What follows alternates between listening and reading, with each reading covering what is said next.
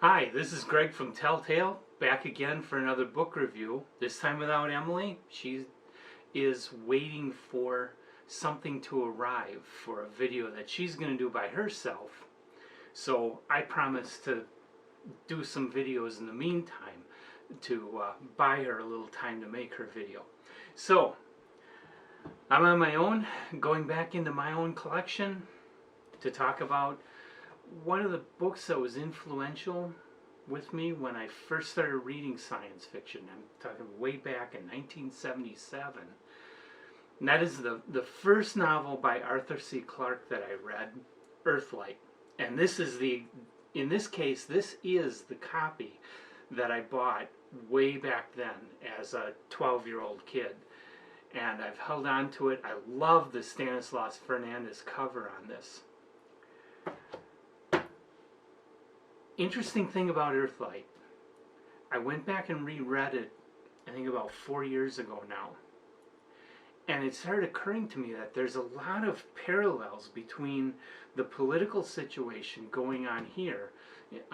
The basic scenario in Earthlight is it takes place on the moon, and the moon is kind of a battleground between Earth and the other colony planets of the solar system, where men have gone and colonized and set up cities and such. They're still, of course, very much dependent on Earth for materials, and the Earth government takes advantage of that. And so the colonies want to fight. The moon is kind of caught in the middle. The moon base is kind of caught in the middle. And the tale is all about this guy who's going to the moon base at a time when the colonies attack this base. That's, in a nutshell, what it's about. And I know I'm not doing justice to the story. It is a very exciting story, rather simple in comparison to much of Clarke's other works. It's not so cosmic and huge and mysterious. It's a little more like a outer space political thriller.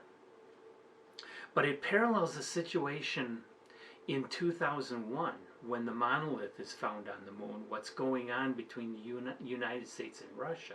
If you've seen the movies or read the books of both 2001 and 2010, you know that it eventually leads to where the U.S. and Russia are, U.S. and USSR, books were written before the fall of the Soviet Union,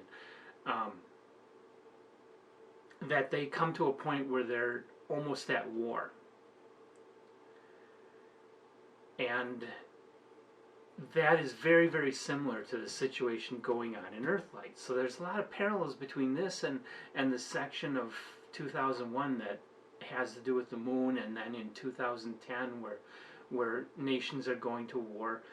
A lot of that, I feel, was drawn from Earthlight, or maybe Clarke had other real world experiences that he was drawing on for both stories.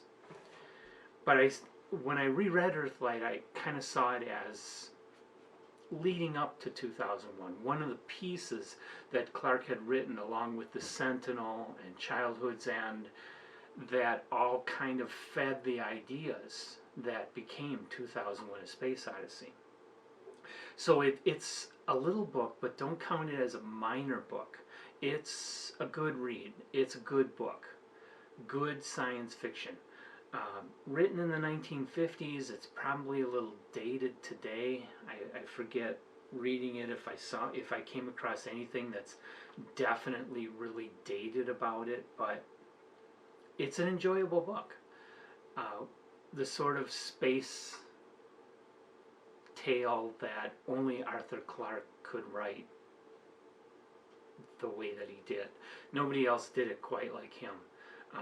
Even such a simple book as this is filled with the mystery and wonder of the idea of going into outer space and expanding our frontiers and discovering new worlds. So this book blew me away as a kid. today I'm seeing it as kind of a more, not really a minor work of Arthur Clarke, but it's not Childhood's End, it's not Rendezvous with Rama. It doesn't stand on par with those works, but it is a great book, and one that I would recommend. I really loved it. I loved rereading it. I think it's one that you should discover, and if you can get this edition with the Stanislaw Fernandez cover, you're that much further ahead. But of course, this hasn't been printed with this cover for, what is it, almost 50 years now. Good luck finding it. You can probably, these days I'm seeing books like this, these just cheap paperbacks. This sold for $1.75 in 1978. To find this, even in this condition, with the little scuff mark on there, and a little bit of wear and tear to it, even in this condition, I haven't looked it up, but I've seen other paperbacks from that era going for anywhere from $20 to $40, which blows my mind. But any other format you can find this, I know it's available on both Apple Books and Kindle as a digital ebook. You can probably get a paperback copy through Amazon. Good book, worth picking up and reading. So till next time, when I believe I'll be back with Emily, doing a kind of combination, her at her house, me at my house, both of us trying to weather this whole virus situation. I get the fun of working at a hospital. I love working there.